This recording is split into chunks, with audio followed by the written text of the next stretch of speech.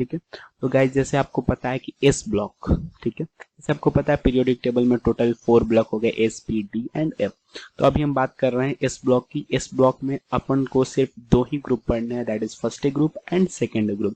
First A group को बोला जाता है alkali metals and second A group को बोला जाता है सेकेंड ए ग्रुप को बोला जाता है अल्कलाइन अर्थ मेटल्स। ओके, तो हम आइए देखते हैं कि क्या क्या है अल्कली मेटल्स में। गाइस जो अपने पास है वो है lithium, sodium, potassium, rubidium and caesium. तो इन पांचों की फिजिकल प्रॉपर्टी, केमिकल प्रॉपर्टीज, बहुत सारे ट्रेंड्स हमें देखने होंगे, ठीक है। वहीं अल्कलाइन अर्थ मेटल में जो है वो है beryllium, magnesium, calcium, strontium, barium and radium. Guys तो ये जो रेडियम है वो रेडियो एक्टिव है। तो बेसिकली हम अल्कलाइन अर्थ मेटल में भी ये सिर्फ इन 5 पे प्राइम फोकस होगा अपना, ठीक है। और अल्कली मेटल में भी ये 5 ही हैं, ठीक है। ये 5 एलिमेंट्स जो है अल्कली मेटल्स में भी है और 5 अल्कलाइन अर्थ मेटल्स में भी है, ठीक है।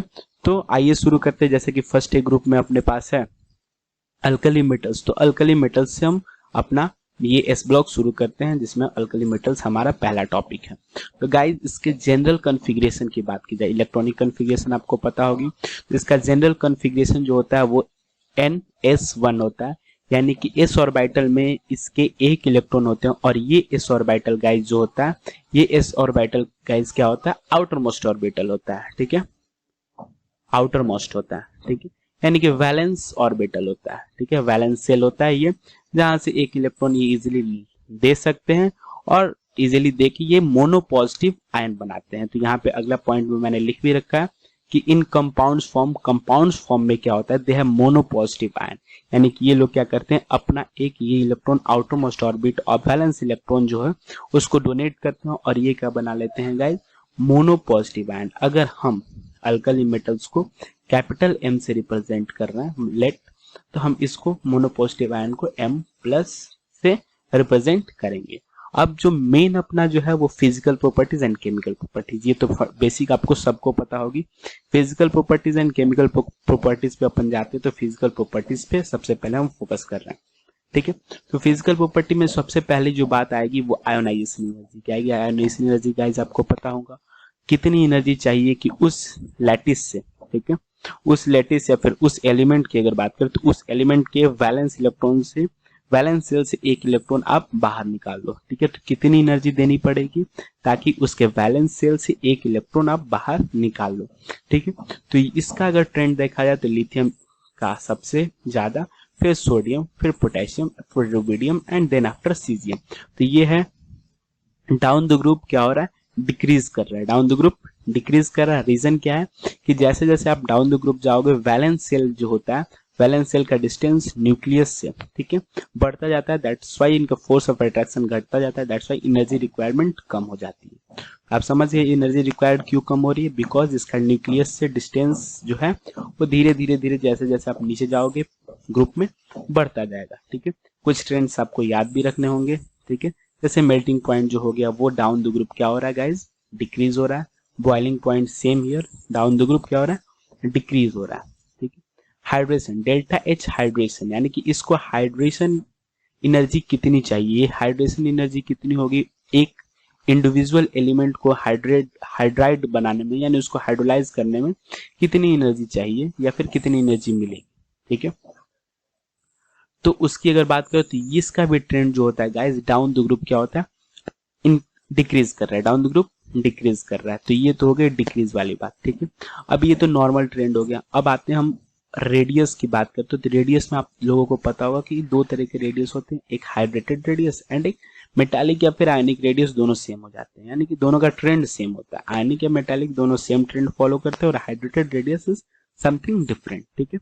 तो आपको पता है कि पहले हम बात कर लेते हैं रेडियस, ठीक है। आयनिक या फिर मेटालिक दोनों सेम ही बात है, ठीक है, दोनों का ट्रेंड सेम होता है, दैट्स व्हाई मैंने बोल दिया, ठीक है, एक ही साथ लिख रखा है इसको।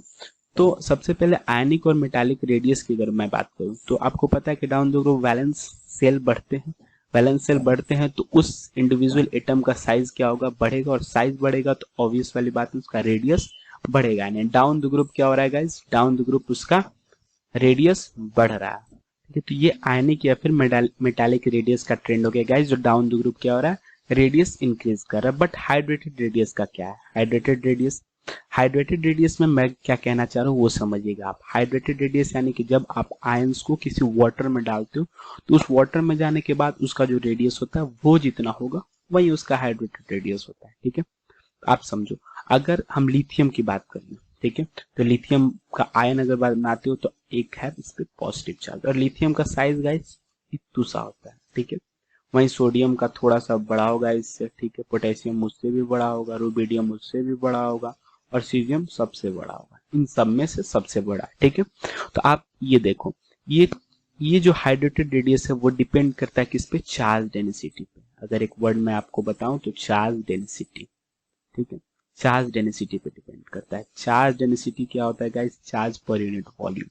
ठीक है, यानी कि चार्ज पर यूनिट वॉल्यूम। तो गाइस आप देखो हाइड्रेटेड रेडियस में जो आयंस बने हुए सब पे चार्ज 1 है, चार्ज तो सबका सेम है। ठीक है, बट वॉल्यूम डिफर कर रहा है। जिसका वॉल्यूम ज्यादा उसका चार्ज डेंसिटी कम। और होता है क्या हाइड्रेटेड रेडियस में? ये देखो, जैसे कि ये कोई मेटल है जिसे M+ से मैंने रिप्रेजेंट कर रखा अल्कली मेटल्स के लिए। ठीक है, जिसका आयन मैंने बना रखा। अब इस पे जो है पॉजिटिव चार्ज है, और वाटर जो होता है डाइपोलर आयन होता है। वाटर में डाइपोलर दोनों होते हैं, यानी कि डेल्टा पॉजिटिव भी प्रेजेंट होता है और डेल्टा नेगेटिव भी प्रेजेंट होता है। डेल्टा पॉजिटिव हाइड्रोजन पे, डेल्टा नेगेटिव ऑक्सीजन पे, वाटर सॉल्वेंट है तो। ठीक है, तो अगर मेटल पे पॉजिटिव चार्ज है, ठीक है, ये पॉजिटिव चार्ज किस आयन को क्या करेगा? अट्रैक्ट करेगा अपने साइड? ऑक्सीजन को, जिसपे डेल्टा नेगेटिव होगा। तो ऑक्सीजन पे है डेल्टा नेगेटिव, ये सब अपने पास इसको अट्रैक्ट कर रहा है। ठीक है, अब जैसे जैसे चार्ज डेंसिटी बढ़ेगी ना, जैसे चार्ज डेंसिटी बढ़ेगी, इनका अट्रैक्शन जो होगा ऑक्सीजन के साथ बढ़ता जाएगा, और लार्ज नंबर ऑफ ऑक्सीजन जो होंगे इसको सराउंड करेंगे। सराउंडिंग इसकी बढ़ जाएगी, तो सराउंडिंग के बाद जो एक एटम बनता है, एटम ना ग्रुप ऑफ एटम्स बोल लो। ठीक है, एक ग्रुप ऑफ एटम्स बनता है, उसका जो रेडियस होता है guys that is hydrated radius. Okay, तो दैट्स व्हाई ये हाइड्रेटेड रेडियस जो होता है चार्ज डेंसिटी पर डिपेंड करता है। और गाइस जैसा आपको दिख रहा है लिथियम का साइज सबसे छोटा, सबसे कम वॉल्यूम, दैट्स व्हाई इसका चार्ज डेंसिटी सबसे ज्यादा, और चार्ज डेंसिटी सबसे ज्यादा यानी कि इसका अट्रैक्शन करने की टेंडेंसी सबसे ज्यादा, और अट्रैक्ट ज्यादा करेगा तो इसका रेडियस सबसे ज्यादा। दैट्स व्हाई ये हाइड्रेटेड रेडियस इनवर्स रेशियो में होता है किसके? आयनिक रेडियस के और मेटालिक रेडियस के। तो यहाँ से एक अच्छा क्वेश्चन बनता है, कभी कभी बच्चे कंफ्यूज हो जाते हैं। ठीक है, मेटालिक प्रॉपर्टीज आपको पता है कि भाई ये सारे मेटल्स और डाउन द ग्रुप जाएंगे तो मेटालिक प्रॉपर्टी इंक्रीज करेगी, क्योंकि मेटालिक प्रॉपर्टी क्या होती है गाइस? डोनेशन की टेंडेंसी। डोनेशन की टेंडेंसी भाई जिसका वैलेंस सेल जितना आउटर होगा उसका डोनेशन उतना ही अच्छा होगा। That's it. तो डाउन द ग्रुप क्या हो रहा है? मेटालिक प्रॉपर्टी इंक्रीज कर रही है। ओके, अगला पॉइंट जो है वो है बेसिक नेचर। बेसिक नेचर तो आपने सुना होगा कि all metallic oxide are basic in nature, और मेटालिक ऑक्साइड जो होंगे बेसिक इन नेचर होंगे, तो मेटल्स भी बेसिक इन नेचर होते हैं, मेटल भी बेसिक नेचर शो करते हैं। ठीक है, तो जैसे इनका मेटालिक कैरेक्टर बढ़ेगा वैसे वैसे इनका बेसिक कैरेक्टर भी बढ़ेगा।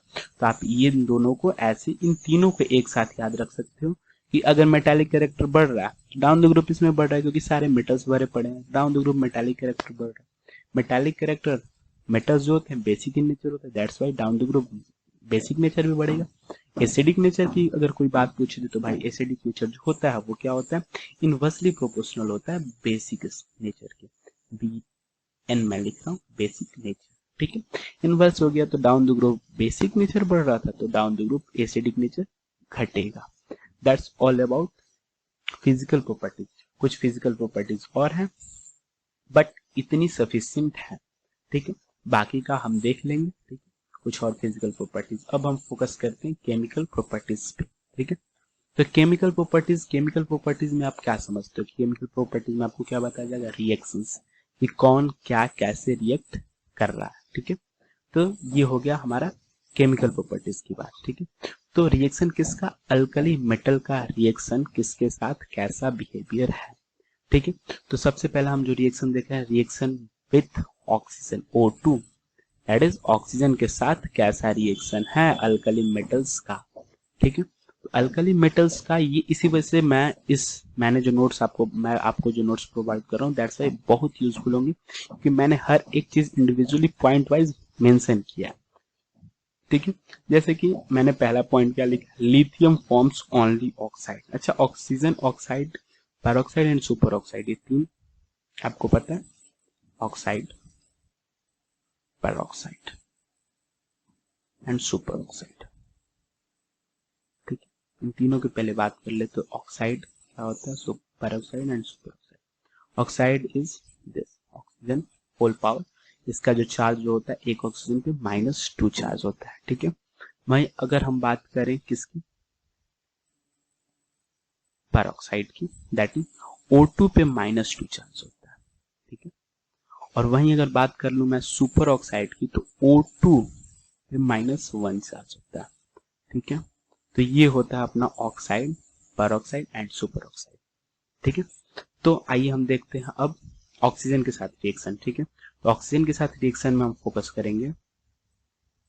तो रिएक्शन ऑफ ऑक्सीजन में हम बात कर रहे थे oxide, peroxide and super oxide की। मैंने आपको बता दी, ऑक्साइड O पे -2 चार्ज, पेरोक्साइड O2 पे -2 charge and super oxide O2 पे -1 चार्ज। ठीक है, मैंने यहाँ पे पॉइंट वाइज मेंशन कर रखा है कि कौन क्या बनाएगा और कब बनाएगा। ठीक है, तो lithium that is first element, ठीक है, वो फॉर्म्स ओनली ऑक्साइड। ये चीज आपको याद होनी चाहिए, लिथियम जो होता है सिर्फ और सिर्फ क्या बनाता है, ऑक्साइड ही बनाता है। यानी ऑक्साइड का फॉर्मूला क्या हो जाएगा, Li2O, यानी दैट इज लिथियम ऑक्साइड। वहीं अपना सोडियम जो है भाई, सोडियम जो है वो ऑक्साइड और पेरोक्साइड दोनों फॉर्म कर सकता है, यानी sodium forms oxide as well as peroxide.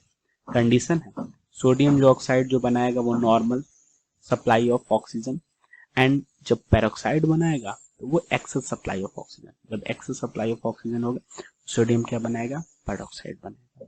तीसरा पॉइंट देखें तो potassium, rubidium and caesium. Potassium, rubidium and caesium forms mainly मैं बोल रहा हूँ, मेनली क्या बनाता है, ये सुपर ऑक्साइड बनाता है। ठीक है, और इनका फॉर्मूला क्या हो जाएगा कि O2, RbO2 एंड CsO2। ठीक है, फॉर्मूला आपको लिखने तो आता होगा, आयनिक का क्रॉस, आयनिक चार्ज का क्रॉस करके उस पर लिख देते हैं। ठीक है, अब ऐसा क्यों हुआ, आप देखो, लिथियम छोटे साइज का, ऑक्साइड का सिर्फ ऑक्साइड में सिर्फ एक ऑक्सीजन है, छोटे साइज का होगा, छोटा साइज अच्छे से बॉन्ड बनाएगा, स्टेबल होगा। सोडियम थोड़ा बड़ा हुआ, ठीक है, तो इतना बड़ा भी नहीं हुआ, थोड़ा सा बड़ा हुआ, ठीक है, तो ऑक्साइड के साथ भी स्टेबल प्रोडक्ट बना रहा है, और थोड़ा बड़ा हो गया तो पेरोक्साइड के साथ भी प्रोडक्ट स्टेबल बन रहा है उसका। वहीं पोटेशियम, रुबिडियम, सीजियम ये तीनों कुछ ज्यादा ही बड़े हो गए, ये मेनली बहुत बड़े यानी सुपर ऑक्साइड के साथ ये प्रोडक्ट बना के स्टेबल बॉन्ड फॉर्म करते हैं, स्टेबल आयनिक प्रोडक्ट बनाते हैं। ठीक है, दैट्स वाई ये सारे जो है प्रोडक्ट हैं। अगला हम देखते हैं रिएक्शंस विथ एयर।